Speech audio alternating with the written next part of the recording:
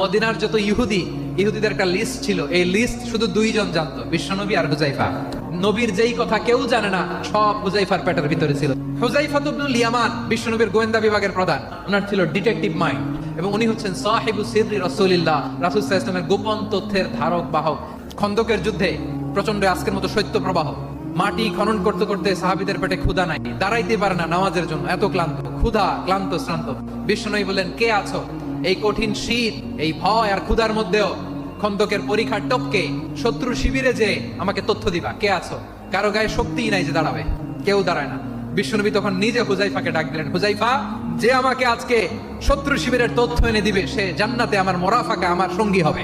হুজাইফা ইবনুল ইয়ামান জীবনের ঝুঁকি নিয়ে এই ক্ষুধা, শৈত্য প্রবাহ, কোল্ড ওয়েভস কে উপেক্ষা করে শত্রু শিবিরে যে সবার কথাগুলো চুপে চুপে শুনে বিশ্বনবীর দরবারে এসে গোয়েন্দাদের মতো তথ্য সরবরাহ করেছে।